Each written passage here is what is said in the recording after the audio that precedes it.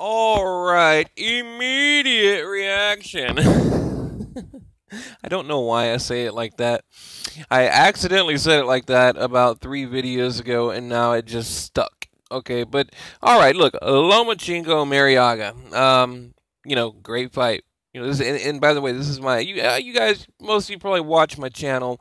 I do a reaction, just no notes really, just kind of off the top of my head, what I saw, what I think, what the good, the bad, the ugly, the everything. So let's get into it. Okay, right away, I went into the fight expecting to see what we always see, Loma dominating, right? What we saw was Sosa or Walters or Martinez, that kind of thing. Even a Gary Russell. Well, not so much a Gary Russell, but definitely a Martinez and a Walters and a Sosa. And basically, that's what we got again. Okay, we got served the same old dish that we always get, but this time there was a little bit of something on the side. Okay, yes, it was the same, your typical Loma fight. He's the trickster, he's the magician, he's the Matrix, the fighter from the future. And really, I've got him figured out, guys. I'm telling you, I've got him figured out.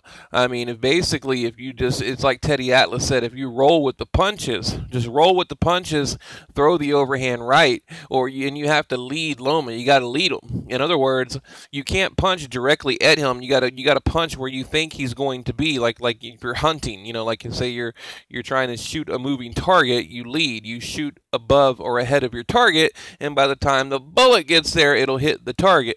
Okay, you got to lead your shots. The overhand right. Now, what do I mean? I don't know what to make of Marriaga, landing that right. It got me thinking. I'm like, well, what if that was a Crawford?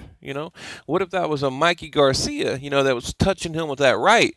Now, and really, if that's the only thing that really, and really I'm being hypercritical, but if that's the only thing that I can say negative about Loma in this fight, it's not a bad night for Loma. But I think that is one kink in his armor. He's hittable with the right hand. Okay, and we've noticed that in every fight. And I also was watching him, and he never had his glove up. He was never protecting, that side of his face where he could get caught with that right. So that was just something I picked up on, maybe a little bit of a kink in the armor there. But yeah, but look, as far as like the production, man, it was nice. It was really, really nice to have Loma on another network, because I'm used to Jim Lampley and Max Kellerman and what's his name, Roy Jones Jr., like drooling over Loma. Everything he does, oh, he's amazing. Oh my God, did you see that footwork? Oh God, I'm gonna go home and masturbate to that. That's like fucking Jim Lampley. That's how he is. He's like, oh, hard right hand, and it's like this little jab. That motherfucker's gonna have a fucking heart attack over there. He's like, hard right hand. It's like, dude, fucking take a chill pill. Like, he'll throw a jab. He's like, that is a pound for pound jab. That is the best jab on the planet. That, look, in the universe, that is the best puncher right there in the universe, in the galaxy. These people, I mean, they ride his dick so hard that it's hard to watch. So it was nice, seeing him on another network where, you had some chill. Look, you had Timothy Bradley doing his thing. You had Teddy Atlas doing his thing. And you had another dude that I don't care to know his name doing his thing, okay? And it was nice. I mean, look at this crowd shot. Beautiful crowd shot there. Now, it looks to me, almost, is that like concert style? I believe it is. I don't believe I've ever seen a boxing match like that. I mean, look at this. It's like a concert. Like, there's the boxing ring is on the stage. I mean, that's pretty damn cool, right? I've never seen that. I like it though. I like that they're doing something new. Usually, you got the 360 view of the boxing ring, but look, you got your jumbotron here and here, and here. And then, excuse me, and then above the boxing ring. But anyway, But yeah, I like the camera work. I mean, look at these shots right here. I mean, it looked like a concert. I mean, it just had this feel to it that I like. To me, HBO has this old tired look that, I'm just tired of seeing. They're like, okay, tell the tape. And look, trust me, I grew up on HBO since I was a kid. That fucking HBO thing before the boxing would come on. When I was a kid, that was like a really cool thing to hear, and I knew boxing was on, and I'd run into the living room. But it's like I said, it's good to see it on ESPN though. So anyway, let's get into the actual fight. As far as the size, I could tell Loma was, a lot bigger. Well, not a lot bigger, but he was bigger. He was the bigger man. Okay, but. And Marriaga actually, he surprised me. Okay, I mean, now he's taken a loss to Oscar Valdez and Nicholas Walters. So, and the question is, well, why is Loma fighting a guy that that Valdez beat and Nicholas Walters beat, and Loma's already beat those guys? So that's the question, or beat Walters and But the answer to that is they tried to set up that Salido rematch. Salido wouldn't take the $750,000. Now look, with sponsorship, Salido would have walked away with about $1 million. Okay, so the biggest payday of his career, he should have taken a fight. And I need to make a correction. In one of my other videos, I said, well, Bob Arum was lowballing Salido. But now that I've done my research, because I thought he was, I really did. But now that I've done my homework, I know that would have been a career high payday for Salido. Now, correct me if I'm wrong, guys. Could be wrong, but I'm pretty sure I'm right here. And I'm talking about his $750,000 and sponsorship would have been well over $1 million, which is more than he's ever made, and he still turned down the fight.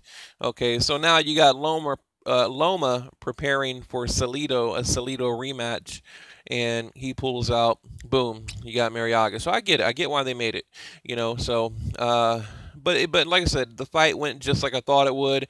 A lot of showboating by Loma. He was like knocking on his head, like he's knocking on the door. He'd come over to the corner, kind of like Mayorga. Remember Mayorga would do? He did like Oscar De La Hoya and Cotto, I believe, in the Mayorga Cotto fight.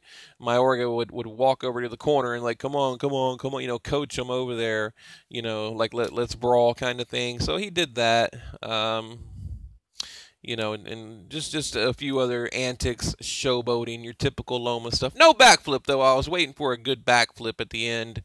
But now, there was a cut, and this was the first time Loma has been cut. See, right here. Now, you see him working that eye. Like I said, I noticed that this was in like round 3 or 4 right here. His eye started to swell. He had a little mouse under one eye, and his other eye was swelling up. So he is hittable, okay? Look how nice that looks. That top rank, ESPN, you got the lighting. I like it. I like it. I like this. I like the look. I really do. That's a big thing to me, man. I'm all about production and all that. I like that. But look, I took a couple of shots here to show you guys, like, he did connect. You can see the connect. He's connecting. Okay, and look, I know it's boxing. Of course he's going to connect, but it seemed to me that he was connecting a little too easily. Okay, meaning, you get a top level guy and he lands something like that, what's going to happen, and especially in a higher weight division, okay? Because Loma, once again, after the fight, if you go dig through all the interviews, he talked about moving up once again. So, we'll see what is next for Loma. And I think Loma is going to do something big next. That's what I think. I think he's going to move up. But right here, he'd knock on his head, like knock, knock, knock, like knock, knock, who's home? And then fucking jack him, and here he's telling, he's like throwing his hands up, come on, come on, come on. And then what was kind of cool, which will be definitely a Loma highlight, once he came to him, Loma knocked him down. So you had two knockdowns in the fight. Right here, Loma's coaching him on, saying, come on, let's go. Because Marriaga, he was like clapping his gloves together, like come on, come on, come on, and Loma did it, boom, knocked him down. So right there. So that's going to definitely be in the highlight reel. So I thought that was pretty cool. It's during the knockdown right there. Let me get through it. I don't want to make the video too long, but right here you can see the headbutt. cut him in his eye, and they said that was the first time he's been cut. And according to Teddy Atlas, I couldn't tell, but according to Teddy Atlas, the headbutt was intentional. Now, the knockdown, according to Teddy Atlas, Loma was stepping on his foot, and he was. I mean, look, Loma's full of tricks in there. He's stepping on his foot, I mean, using angles, like I said, using little pitter-pat shots to set up the big shots, just doing all kinds of things, just baiting him, setting traps. This is where Loma went over to the corner. He's like, come on, come on, come on. Now, look, once he did that, it kind of backfired because Marriaga, he started throwing these bombs, right? I mean, and I think one of them connected. I'm pretty sure one connected. So, and then shortly after that, let's see. Oh, of course, they showed Terrence Crawford.